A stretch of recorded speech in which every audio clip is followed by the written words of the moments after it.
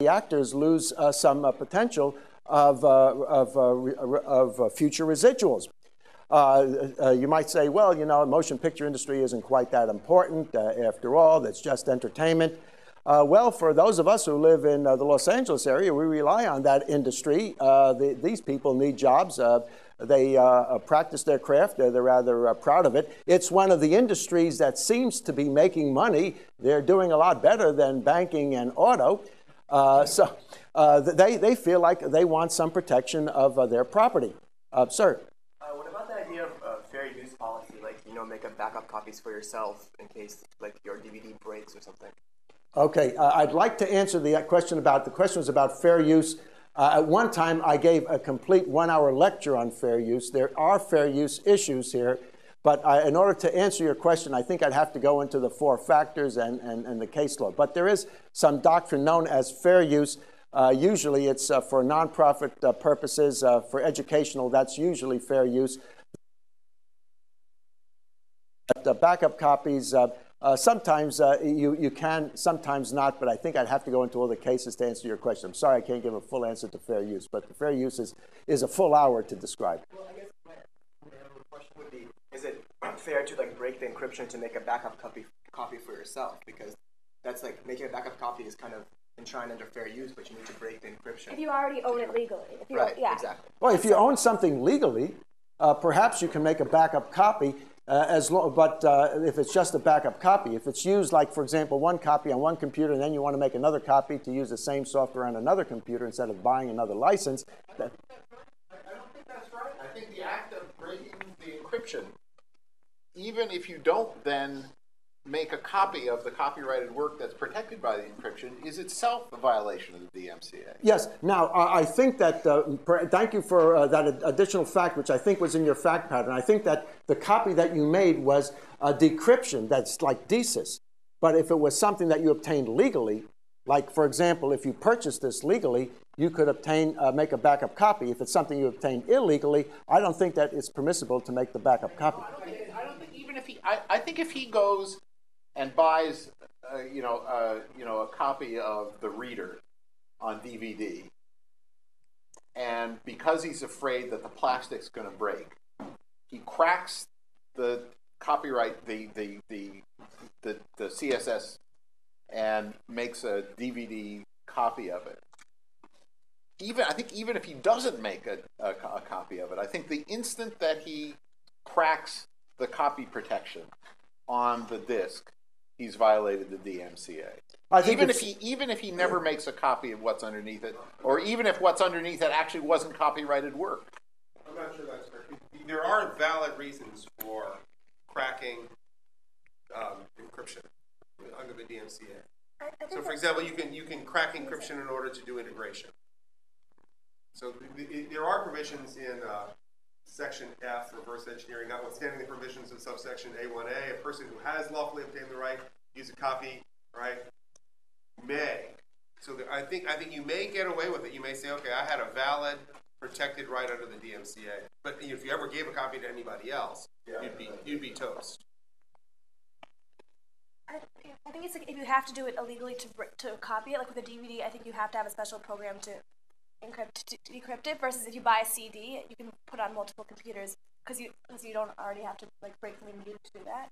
So I think it's different with music versus. There's this, like, it seems as though the way the DMCA is written, it's sort of like maybe under certain circumstances you can do something.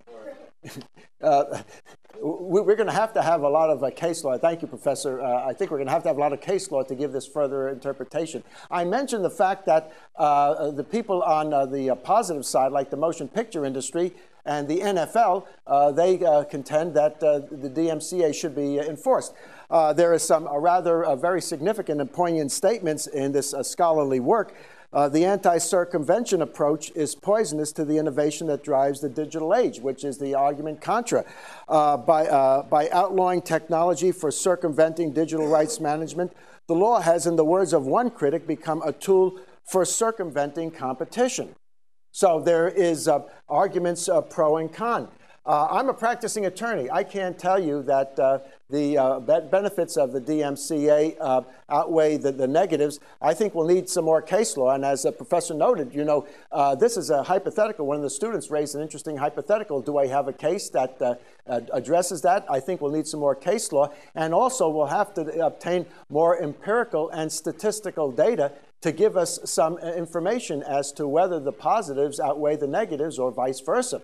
So right now, we seem to be stuck with what we have and the case law that we have. And yes, it's true that the law can be abused. Those who are on the positive side saying we're trying to protect ourselves from pirates. Those who are on the defense side saying that the law is being abused. Stay tuned. Before I discuss reward for creativity in the public interest, I would like to state that although I'd like to think that I have answered all of your questions, it's very obvious I have not, and I think that some of the questions have pointed out the fact that there's much more to the DMCA than we actually than we know from the current case law. I've left some business cards here. If you ever have some questions about some issues, please take one. Call me. You can send me an email. I'm on campus a couple of times each semester if you'd like to meet to discuss copyrights or any other area of intellectual property, patents, trademarks, trade secrets. Please let me know. If some of you intend to be in Los Angeles this summer and might like to discuss an internship, please contact me.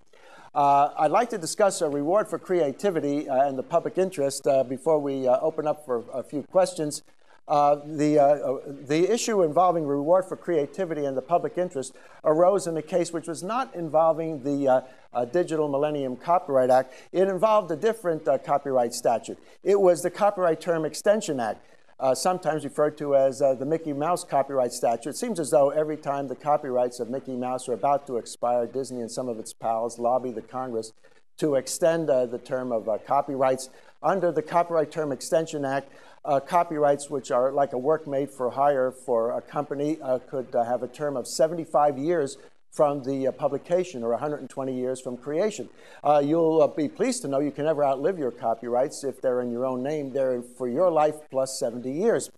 Some people said that this was unconstitutional. Recall, if you will, that the copyright, the section of the Constitution that authorizes copyright statutes authorized them for a limited time. Some people contended 95 years is extraordinarily long. It's unlimited. 120 years is extraordinarily long. It's unlimited.